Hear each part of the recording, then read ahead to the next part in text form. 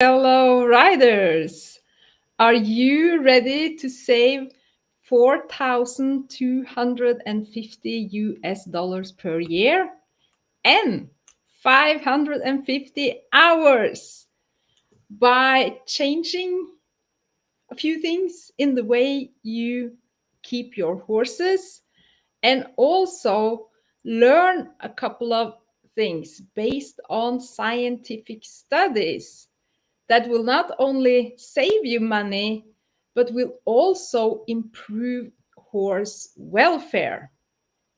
Because after studying the internet and after going to college, learning about horses and agriculture and how horses, their digestive system actually works, I see a lot of misinformation out there.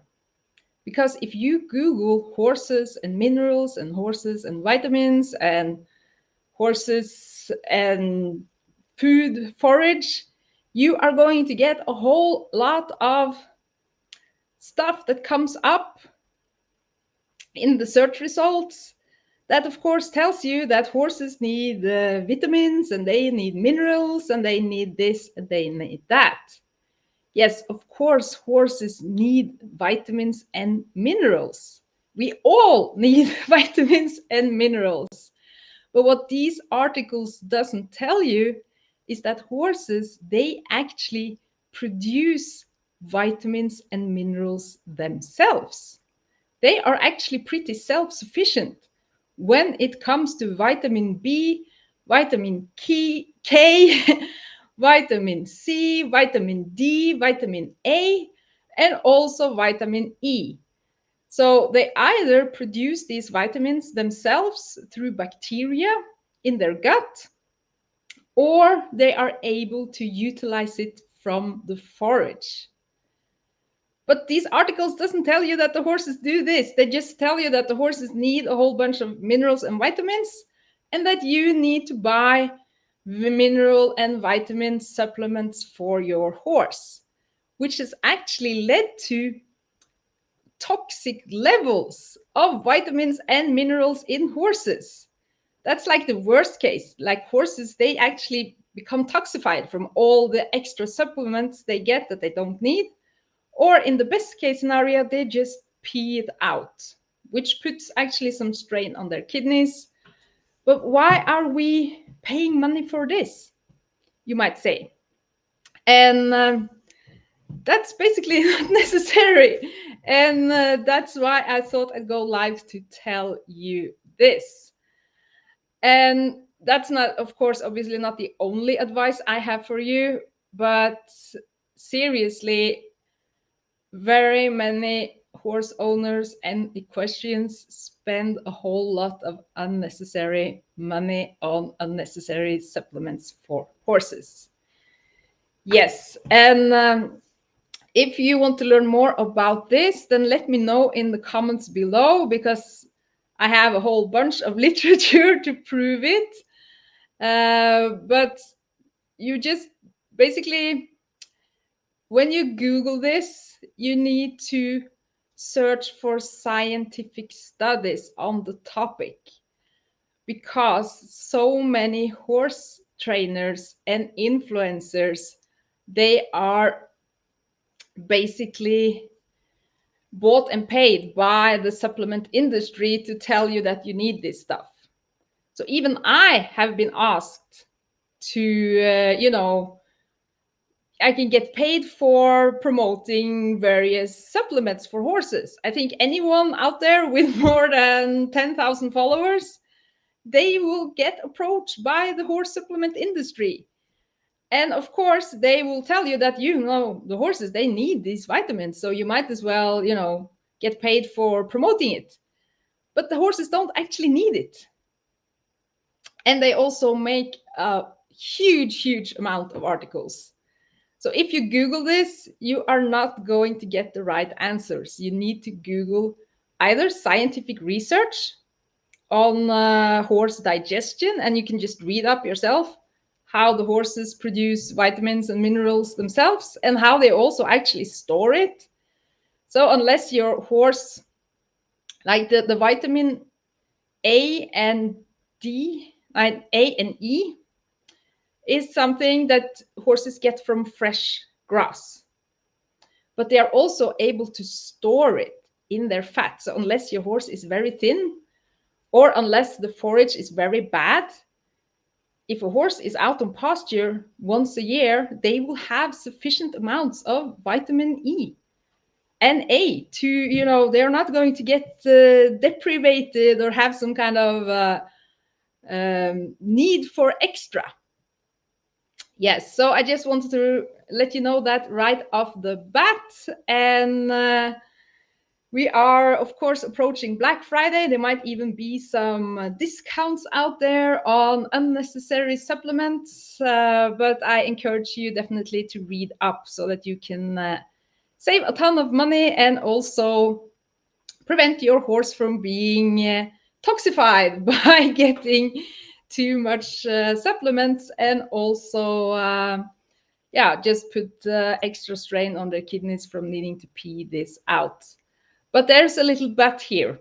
If you are feeding your horse grains, then actually your horse might need supplements, because the phosphorus and calcium ratio in grain is not ideal for horses. So if your horse is getting grain and hard feed, you actually might need it. So that's kind of a little precaution to take there. And also, if your horse is pregnant, of course, you better watch out for vitamin E and selenite deficiency, which is quite rare, but it can actually happen. And yeah, better safe than sorry. So if your horse is pregnant, or if you have a young horse or a very old horse, then maybe the horse might need selenite and vitamin E supplements. But other than that, water, salt block, and forage, that's something a horse is able to live well off of, because they produce their own vitamins and minerals. Yes. Or they get it from the forage, which humans usually don't. So we are different from horses in that way. Okay, I hope this helps. So I think you could be able to save about 50 US dollars per month right there. But I have other tips too.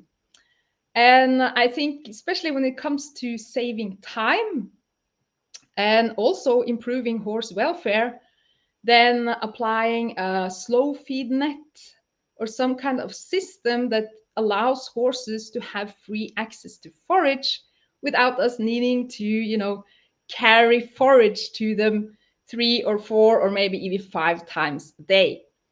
And we have been using slow feed nets now for quite a few years, and we are very, very satisfied with them. So it enables our horses to have them free access without becoming overly fat. Yes. And we also have something called a thermobar, which saves us a lot of time as well, which is basically a 200-liter water storage that heats up, so that you can heat up the water in winter and prevent it from freezing. And also, since it's 200 liters, we only need to fill it about 1 time per day. And it also makes the water warmer so that the horses are drinking more, which again prevents colic. Because if you live in the north or in the south and experience winters, then winters are actually the time of year that the most colics happen. And colics can be deadly for a horse. And the main reason for horses getting colics in winter is that they don't drink enough water, which is because the water is either frozen or too cold. So they drink more when the water is temperated. And by getting a 200-liter thermobar, then it's so much easier to provide water to the horses. You save a lot of time, and yeah, also money, because after we had these thermobars since we moved here, but we don't have any winter colics at all, which I know is quite common in other stables. So Those are good tips there for saving time and money.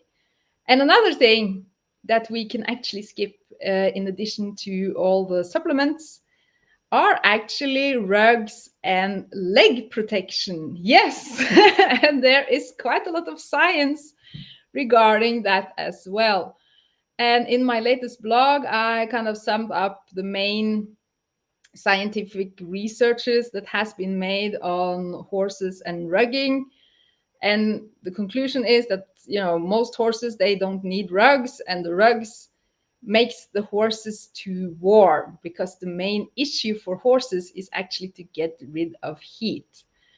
Plus, the rugs, they interfere with the horse's natural thermoregulation, which is muscle based.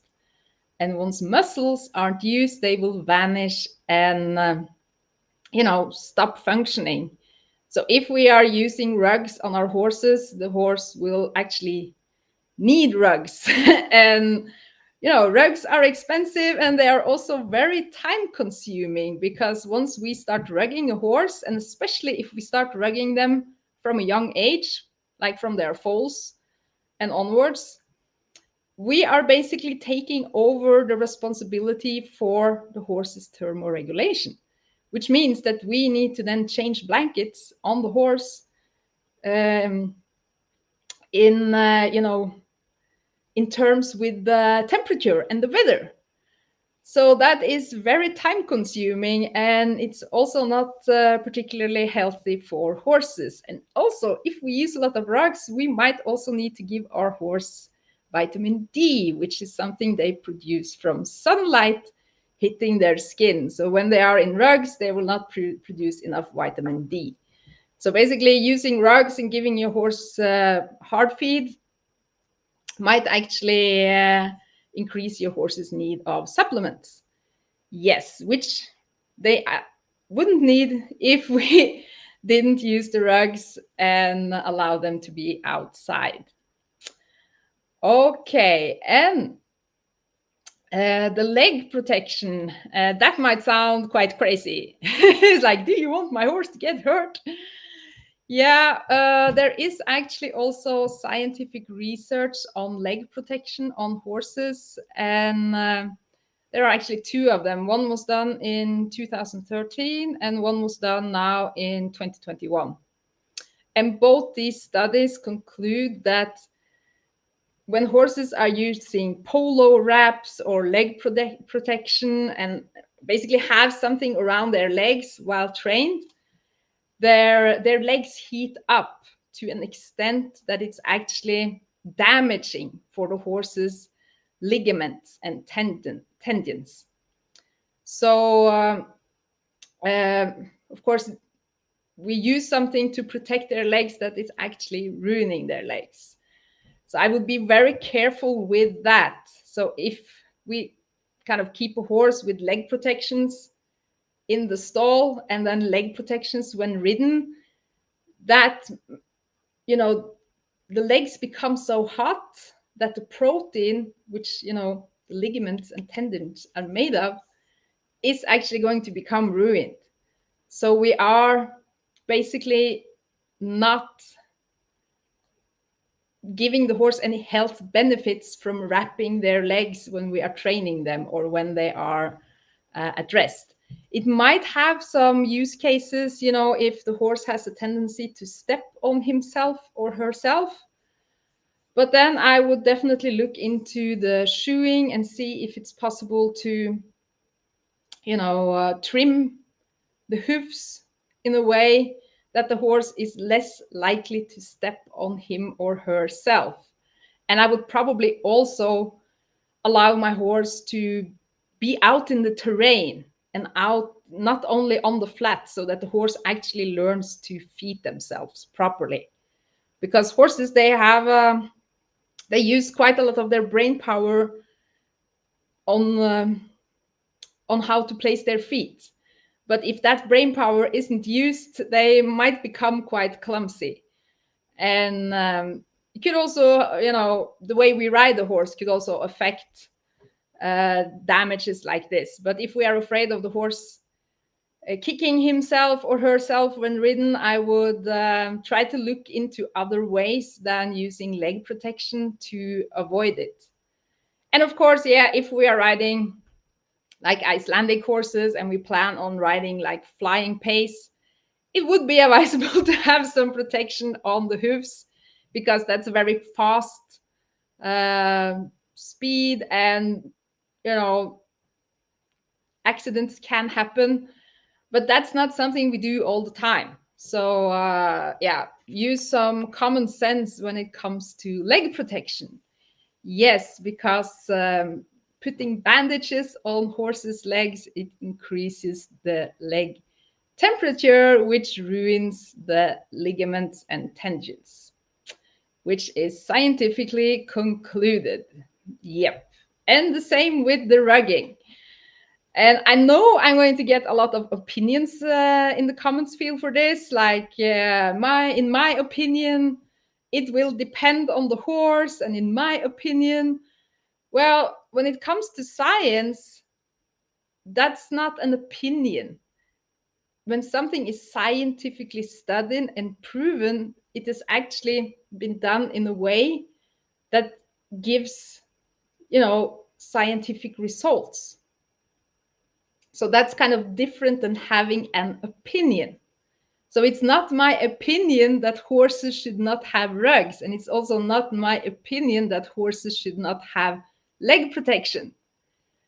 But I have read scientific studies about it that concludes with both rugging and leg protection to be, yeah, not benefiting the horse's health and well-being. And we spend lots of money on it, so here it is possible to save quite a lot of money and actually improve horse welfare. Yes, so let me know in the comments below if you are going to apply any of these tips. Are you going to skip the supplements? Are you going to skip the rugs? Are you going to skip the leg protection? And are you going to start with temperated water and slow feed system for your horses, which will benefit their health and also save you a lot of time? Let me know in the comments below, because it can be quite hard to actually find facts about this, because as I mentioned, there are so many articles written and they all start with horses need this, horses need that. And we tend to get carried away and absorb this as facts, but it's actually the opinion of a huge industry actually wanting to sell you stuff. Yeah, so even now these days, we have Black Friday coming up, we have Black Weeks, everything might be on a discount. Even on a discount, this comes with a price, because once you have bought this rug, you might need to buy another one, because the rugs get ruined and you need another one and another one. And once you have started with the supplements and everyone else is doing supplements, you can't just suddenly quit them. So these are very often expenses. It's not a one-time investment. It's an expense, it's a running expense, and often necessary. Which leads me to tip number 5, which I think could be one of the most beneficial things you can do, which is to actually learn how to train your own horse and learn how to solve problems. Because when it comes to owning a horse, you are actually also training a horse. In fact, by just being near a horse, we are actually training it, because horses, they learn all the time. And they either learn something good or they learn something bad. And if we end up having a problem with a horse, it is very often a result of the way the horse has been handled and trained. So by simply, sending your horse to a trainer to fix the problem is not necessarily going to fix the problem long term, because horses, they learn so fast. So although the horse has been with the trainer for 3 months, and then comes back to the same handling and environment that maybe caused the problem, then you are just as far.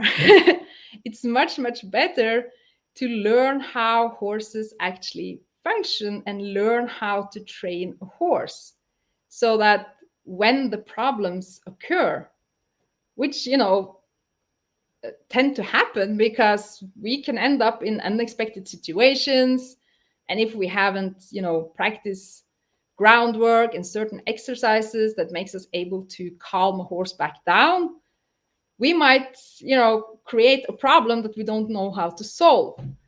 But once we know how to do this and have prepared ourselves and the horse by doing these exercises and know how they work and how they can benefit us and the horse, we have a toolkit and a knowledge that, as far as I have seen today, is not something you necessarily learn when you buy a horse or when you go to a riding school or when you put a horse to a trainer and get the horse trained and ready back.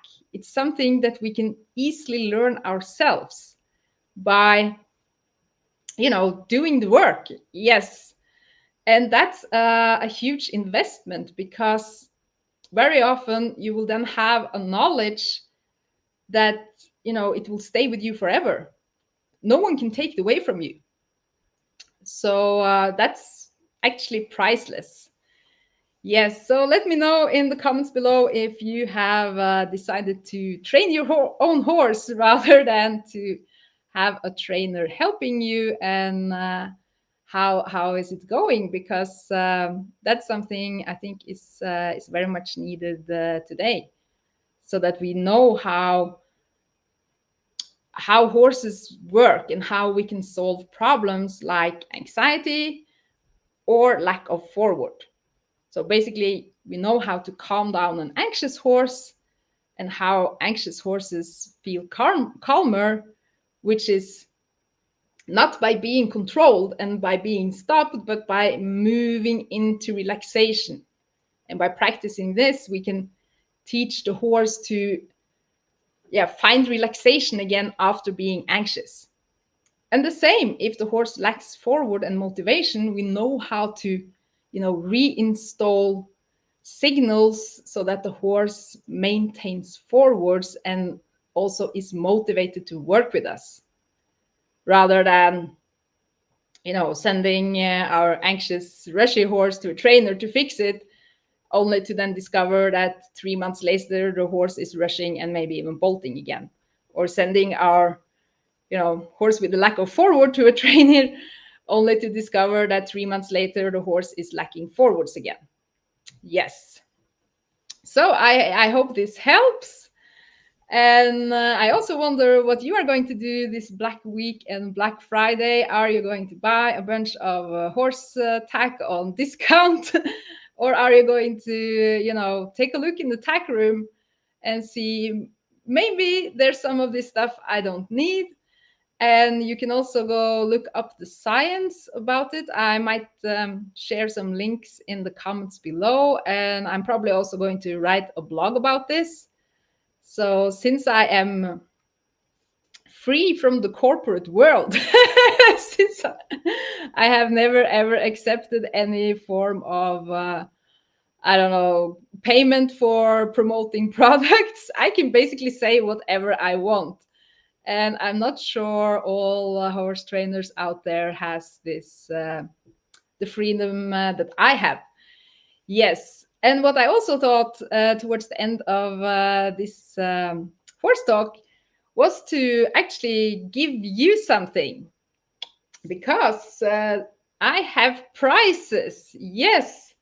You might know that we have Norwegian sheep on our farm, and I basically sell sheep furs to shops.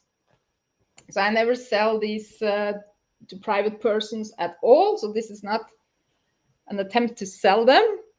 But if you want to win old Norwegian sheep fur from ecological sheep, actually, we now do ecological farming, you can actually win it by posting a review of Ride Like a Viking. Yes, and you do that by giving your review either on Google or on Facebook. And basically, there are different categories. Yes. So if you have enjoyed a free training that has helped you with a problem with your horse, you can give a review about that. Or if you are a member of Ride Like a Viking members, where you learn how to train horses and also how to train them at liberty without treats by becoming the treat when training your horse, you can write a review about that.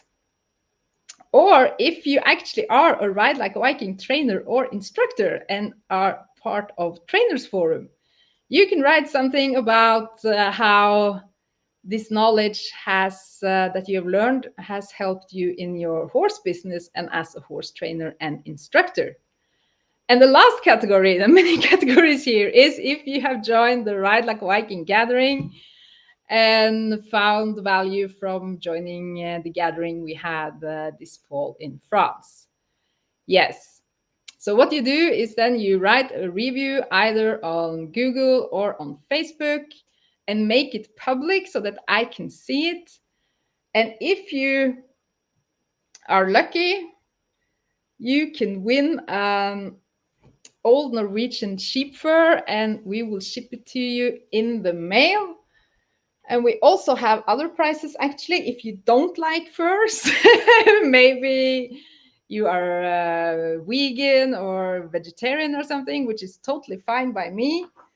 You can also get a silver tip rope halter with a 12 feet lead. So you can basically choose what you want.